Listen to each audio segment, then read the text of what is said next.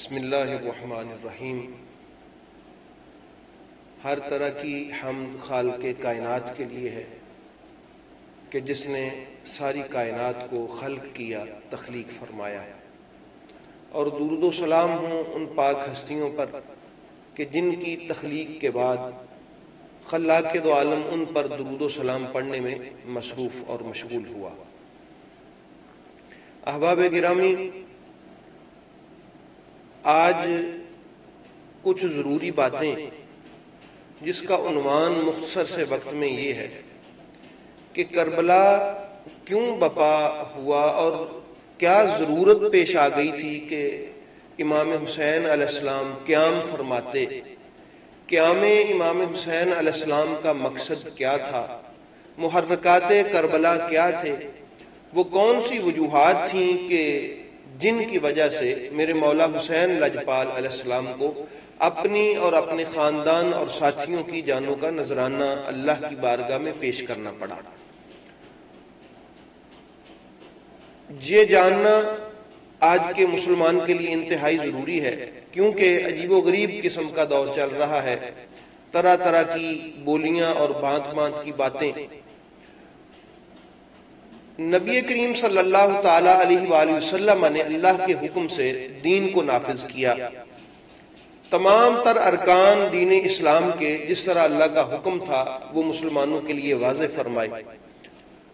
وقت گزرتا رہا، حج، روزہ، نماز، زکوٰۃ، حلال حرام ہر چیز رسول معظم صلی اللہ علیہ وآلہ وسلم نے واضح طور پہ ارشاد فرما دی، اور اس کے بعد خلافت راشدہ کا قیام ہوا۔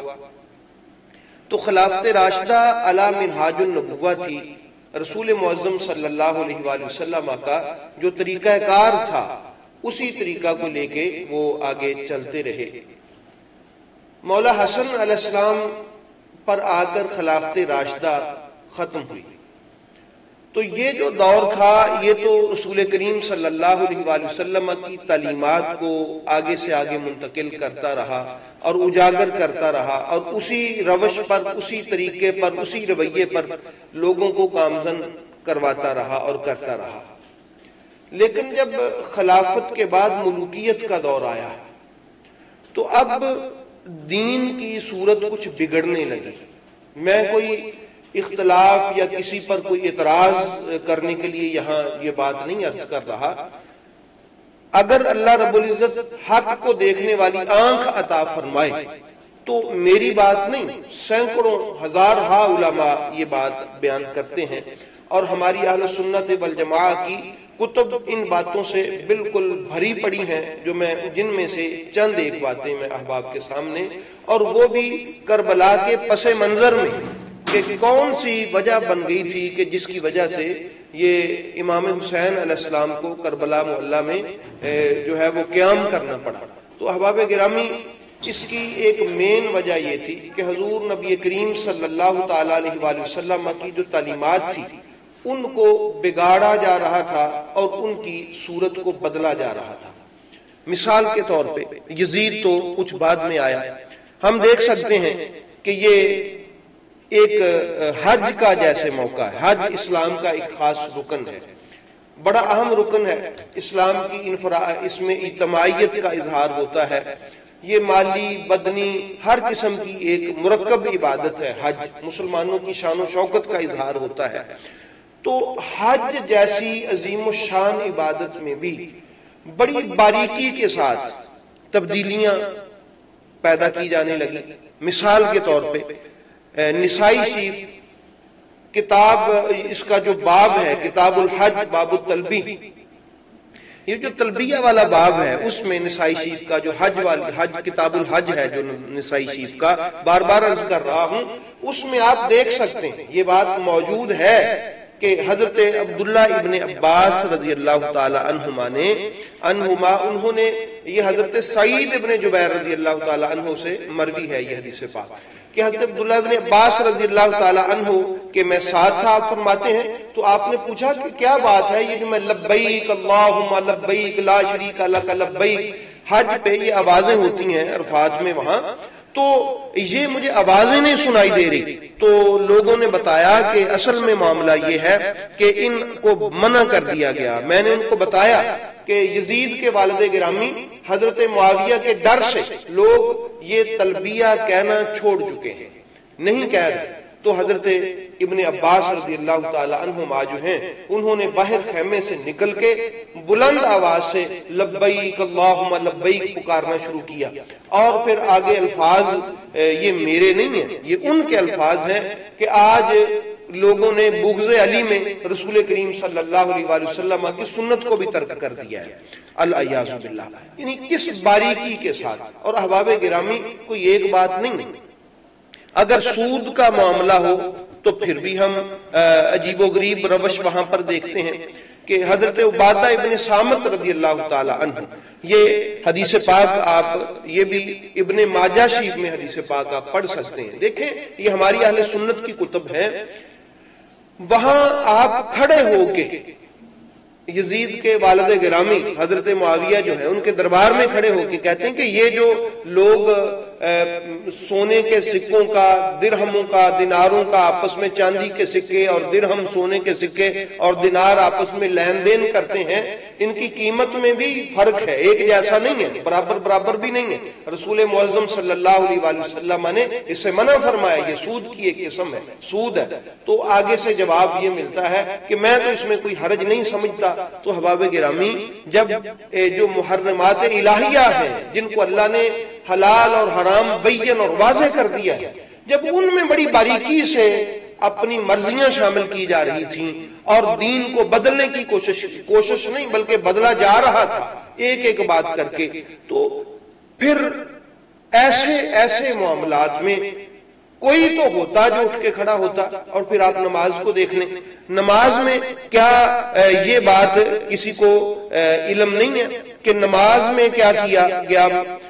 مروج الذہب ہماری اہل سنت کی کتاب ہے, اس میں آپ پڑھ سکتے ہیں کہ صفین پر روانگی کے لیے بدھ والے دن ہی نماز جمعہ پڑھا دی گئی. کیا اللہ رب العزت اس بات کی اجازت, اسلام شریعت دین اس بات کی اجازت دینے کو تیار ہے کہ جو اللہ نے مسلمانوں پر اوقات مقرر کیے ہیں اور ایام مقرر کیے ہیں عبادات کے, ان کو اپنی مرضی سے بھی چینج کیا جا سکتا ہے؟ تو چینج کیا جا رہا تھا. بدھ والے دن نماز جمعہ, اللہ تعالیٰ اپنے محبوب کریم علیہ الصلوۃ والسلام کا صدقہ ہمیں یہ سمجھنے کی توفیق عطا فرما دے کہ یہ کیا کیا جا رہا تھا اسلام کے ساتھ. کہ جی چونکہ ہم نے جانا ہے, ہم سفر میں ہوں گے تو وہاں جمعہ پڑھنا بڑا مشکل ہوگا تو ہم آج ہی پڑھ لیتے ہیں. تو یہ چند ایک باتیں میں نے عرض کی ہیں, حالانکہ اس میں بہت ساری ایسی باتیں ہیں کہ یزید سے پہلے بھی اسلام میں بڑی باریکی کے ساتھ اور بڑے احسن انداز کے ساتھ تبدیلیاں کی جا رہی تھی اور اسلام کی صورت کو اس صورت سے مختلف کیا جا رہا تھا جو صورت رسول پاک علیہ الصلوۃ والسلام نے اسلام کی دی تھی. اور پھر یزید آ گیا, یزید نے تو پھر حلال و حرام کا حلیہ بگاڑ کے رکھ دیا. یزید نے تو پھر انتہا کر دی, جو محرمات تھے رشتے ان کو حلال کرنا شروع کر دیا. جہاں نکاح حرام تھا اس کے حلال کا فتویٰ دینا شروع کر دیا. شراب حرام تھی, اس نے یہ کہنا شروع کر دیا کہ کیا ہوا اگر اسلام میں حرام ہے تو ہم نصرانیت میں تو عیسائیت میں تو جائز ہے. اور کیا کیا گل نہیں کھلائے یزید نے. میں یزید کی ایک ایک بات تو آپ لوگوں کے سامنے عرض کرنے سے رہا, یعنی اسلام کی صورت ہی بگاڑ دی گئی. وہ اسلام جو رسول کریم صلی اللہ علیہ وآلہ وسلم نے بڑی محنت کے ساتھ رائج کیا تھا, وہ تعلیمات جن پر صحابہ کرام نے خون کے نذرانے پیش کیے تھے, وہ تعلیمات جس کے لیے اہل بیت اطہار نے بڑی جانفشانی سے محنت کی تھی. خلفائے راشدین نے دن رات ایک کیا تھا, راتیں جاگ کے گزارتے تھے خلفائے راشدین اسی اسلام کے لیے جو رسول پاک کا اسلام تھا, جو اللہ کا اسلام تھا, اس اسلام کے لیے. دیکھیں کیسی باریکی کے ساتھ اس کو چینج کیا گیا, بدل دیا گیا.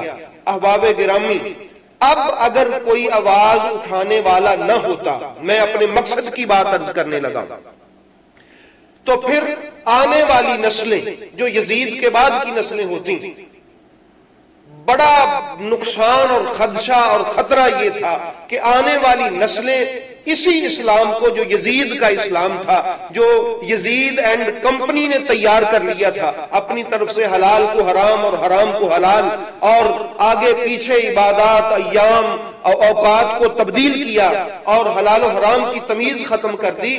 یقیناً آنے والی نسلیں اسی کو رسول اللہ کا اسلام سمجھتی، اسی کو خلفائے راشدین کا اسلام سمجھتی، اسی کو اہل بیت اطہار کا اسلام سمجھتی کہ یہ وہ اسلام ہے جو اللہ نے ہمیں عطا فرمایا ہے، یہ وہ طریقہ کار ہے جو رسول پاک کا طریقہ کار ہے، یہ وہ طریقہ کار ہے جو حضرت ابو بکر، جناب عمر، جناب عثمان رضی اللہ تعالی عنہم کا طریقہ کار ہے، جو مولا حسن اور مولا علی علیہ السلام جو ہے ان کا طریقہ کار ہے. تو احباب گرامی، اب ضرورت پیش آ گئی تھی کہ کوئی مرد جری اٹھ کے کھڑا ہو اور اس طریقہ کار کو اپنے پاؤں کی نوک پہ رکھ کے دور پھینک دے اور لوگوں کو بتائے کہ اسلام رسول پاک کا وہ نہیں ہے جس کی تصویر تم دیکھ رہے ہو.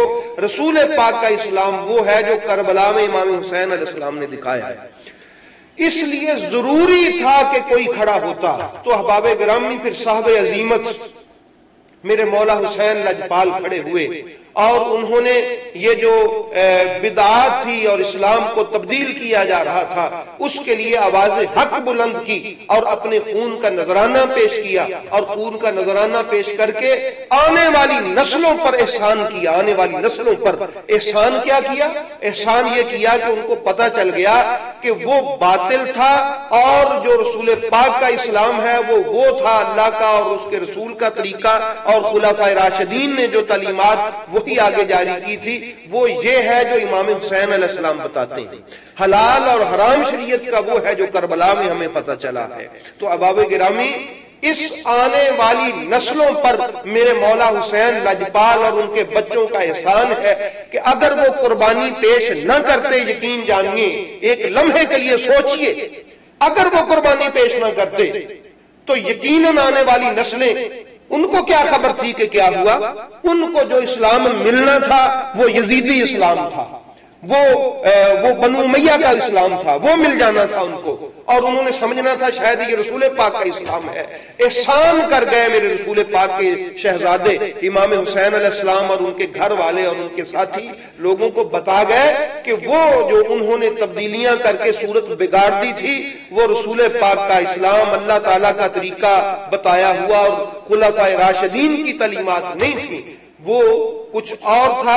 امام حسین علیہ السلام نے بتایا یہ ہے اللہ کا دین، یہ ہے رسول پاک کا بتایا ہوا اسلام، یہ ہے خلفائے راشدین کا سکھایا ہوا اسلام جس کو میں تمہارے سامنے پیش کر رہا ہوں.